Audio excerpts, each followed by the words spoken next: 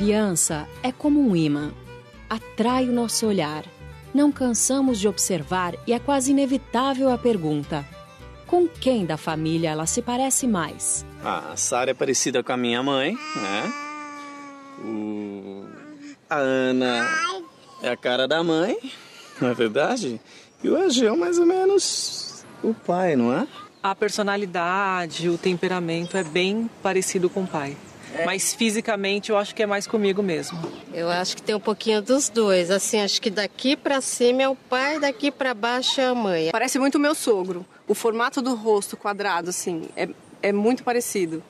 E andando de costas a gente também vê, é o mesmo estilinho. Elas parecem, bem, meu pai puro, né? A Chloe começou recentemente agora a ter um pouco mais de perfil.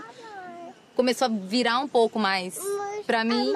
Mas a Estela não tem nada. Não tem nada de mim. É uma mistura até um pouco da minha mãe e do meu marido.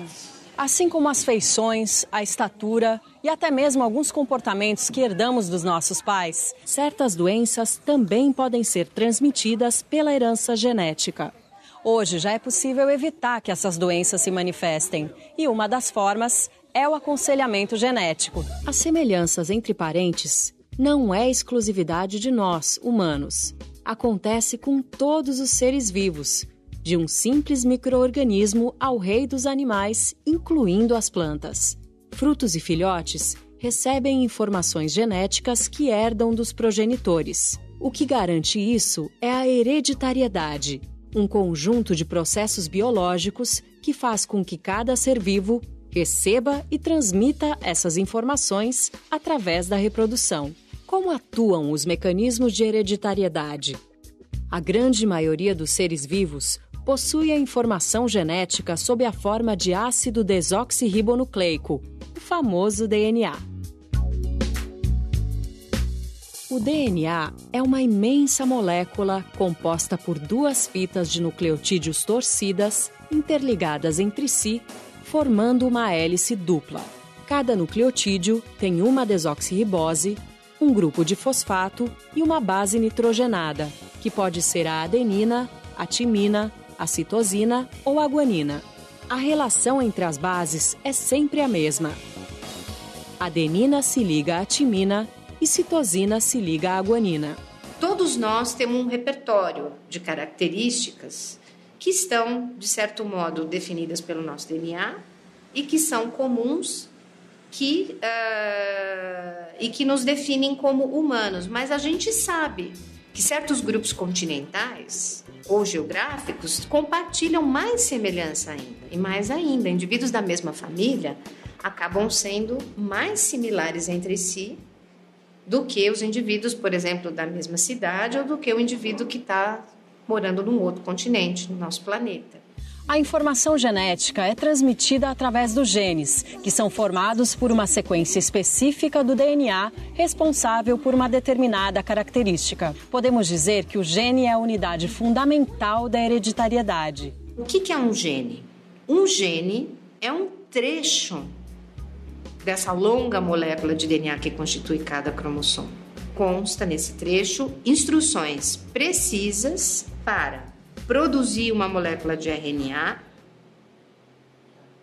que pode resultar na produção de uma proteína com uma determinada função. Só para você ter uma ideia, nós temos mais ou menos 25 mil pares de genes distribuídos em 22 pares de cromossomos autossomos e no par sexual, o que dá, em média, mais de 1000 genes em cada cromossomo. Para cada característica herdada, existe no mínimo um par de genes envolvido, mas diferentes genes podem atuar na transmissão de uma mesma característica. Recebemos esses genes de nossos pais e, durante a reprodução, passamos para nossos filhos, através dos gametas, óvulo e espermatozoide. Metade do material genético vem da mãe e a outra metade do pai. O ser humano tem 46 cromossomos. Cada indivíduo recebe 23 cromossomos do espermatozoide, que fazem par com os 23 cromossomos do óvulo. Quando esses gametas sexuais se encontram, milhares de genes se combinam, formando um novo ser que vai ser a fusão das informações genéticas dos pais. Os cromossomos que são similares quanto à sua função, seu conteúdo gênico, são chamados de homólogos. Na verdade, cada gene, que é um trecho da molécula do DNA, que codifica um RNA, uma proteína que tem uma determinada função, ele sempre vai ter uma cópia, uma segunda versão dele representada no seu cromossomo homólogo. E essas versões do gene que estão presentes em cromossomos homólogos, nós damos os nomes de alelos. Então, os alelos são presentes nos cromossomos homólogos. Dos nossos 23 pares de cromossomos, 22 são idênticos para ambos os sexos. Já o cromossomo 23, chamado de cromossomo sexual, é diferente para homens e mulheres. Nas mulheres, esse cromossomo 23 é XX e nos homens, XY. Das mães, herdamos sempre o cromossomo sexual X. Dos pais, podemos herdar tanto o cromossomo sexual X quanto o Y. Portanto, na união do espermatozoide com o óvulo, podem originar-se 2 tipos de ovos. Se o espermatozoide tiver o cromossomo X, juntando-se com o cromossomo X do óvulo, vai nascer uma menina. Se o espermatozoide tiver o cromossomo Y, com o cromossomo X da mãe, vai nascer um menino. Ou seja, o sexo do bebê depende do cromossomo que vem do pai. A estatura dos seres humanos é definida provavelmente por um sistema complexo que resulta do efeito de muitos pares de genes simultaneamente. Não é uma característica determinada por um único par de genes, é determinada por algumas dezenas de pares de genes. Então, os indivíduos que tiverem uma coleção de alelos nesses pares de genes mais favoráveis ao crescimento tendem a ser mais altos do que os indivíduos que herdam uma coleção de genes não tão predisponentes a um grande crescimento. Que ainda que eu tenha um repertório genético que me dê pleno potencial para crescimento, que talvez esse crescimento não vai se manifestar completamente se eu tiver uma forte restrição nutricional na minha infância, se eu for acometido por uma sucessão de doenças que possam retardar meu crescimento, ou ainda eu talvez não tenha sido submetido a uma atividade física adequada e talvez isso vai influenciar o resultado da estatura final do indivíduo. Do mesmo jeito que a cor dos olhos, da pele e dos cabelos, algumas doenças também são hereditárias, transmitidas de geração em geração. Essas doenças passaram a ser melhor conhecidas e estudadas com os avanços da biologia molecular. E o caminho para saber sobre o risco de ser portador de uma dessas doenças é o aconselhamento genético. Aconselhamento genético é um processo pelo qual a gente passa todas as informações para as pessoas relativas aos seus genes.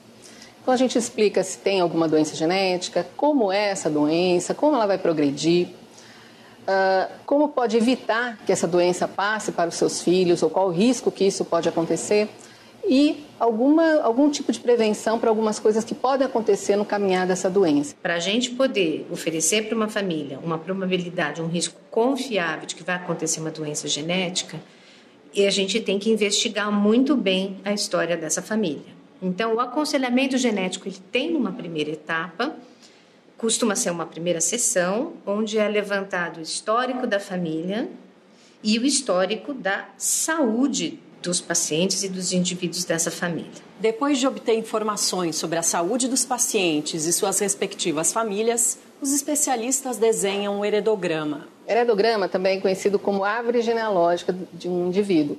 Na verdade, é um desenho que mostra como é a sua família. Então, de uma maneira mais rápida, eu consigo bater os olhos e ver como é a representação da sua família. Por exemplo, aqui, olha, eu trouxe um para a gente mostrar. Tem alguns símbolos que são básicos. Então, o quadrado é sexo masculino, homem. O redondo é sexo feminino, mulher. E essa linha que os liga significa casamento. A partir do casamento, nós temos os filhos. Então, aqui nós temos a nossa linha de filiação. Então, aqui nesse caso, nós temos um casal com 2 filhos, um menino e uma menina. Essa filha, ela já é casada e tem 3 filhos, sendo que esses filhos aqui, ó, que são ligados de uma mesma linha, são gêmeos. Tá? Então aqui seriam, veja como batendo o olho você já sabe exatamente quem é parente de quem e como é esse parentesco. Bom, eu trouxe para mostrar aqui para vocês um caso real nosso, do nosso ambulatório de oncogenética. Então veja, aqui é uma família mais extensa, onde a gente tem em vermelho indivíduos que são afetados por um tipo de câncer específico do intestino, que chama câncer coloretal. Então veja, o que só de bater o olho me chama atenção nesse heredograma, que eu tenho muitos indivíduos afetados por esse tipo de câncer nessa família. E que isso acontece em várias gerações. Então, veja, eu tive um indivíduo que veio à procura de orientação genética, aqui, que é um indivíduo que ainda não tem qualquer tipo de manifestação, e que ele gostaria de saber se essa forma de câncer na família dele é hereditária. De bater o olho no heredograma, vendo esse número de indivíduos afetados, todos eles tendo câncer cedo, jovens, eu já, na hora, posso bater o olho e dizer que eles têm realmente uma forma hereditária. E que, portanto, esse rapaz aqui precisa, a partir de agora, ter medidas preventivas contra o câncer. E recentemente teve essa história da Angelina Jolie, que teve uma grande repercussão. Você podia explicar um pouquinho pra gente? Aliás, todo mundo quer saber sobre o caso da Angelina Jolie. Por isso mesmo, eu já trouxe um heredograma. Então, veja, a Angelina Jolie, ela tem 2 casos da mãe e da tia que tiveram câncer de mama abaixo de 50 anos, tá? E que, portanto, esse gene que a mãe tinha poderia ser mandado para a Angelina Jolie com 50% de chance, né? Porque ou manda o gene bom ou manda o gene mutado. No caso aqui, ela fez o teste molecular e realmente a Angelina Jolie recebeu o gene mutado. O fato dela ter recebido já esse gene mutado dá um risco de 85% de chance dela desenvolver o câncer de mama precocemente. E dá um risco de 60% de desenvolver câncer de ovário, porque câncer de mama e ovário estão interligados, é o mesmo gene que dá a doença. Então, como medida de prevenção, ela resolveu fazer a mastectomia, ou seja, a retirada das mamas. Eu acho que é bom todo mundo saber que esse tipo de cirurgia diminui o risco, mas não dá um risco zero. Porque se ficou uma célulazinha ali, aquela célula pode virar um tumor. O serviço de aconselhamento genético ainda não está totalmente implementado no Sistema Único de Saúde, mas o SUS ainda é o caminho de entrada para uma família que necessite desse serviço. O Centro de Pesquisa sobre o Genoma Humano e Células-Tronco da USP, na capital paulista, fornece esse serviço à comunidade. A Unicamp, em Campinas, também oferece aconselhamento genético aos pacientes do SUS. O primeiro passo é entender o que é o aconselhamento genético, saber que é um direito de todos os que precisam e ir atrás se necessário. Conhecimento também é cidadania. Bons estudos!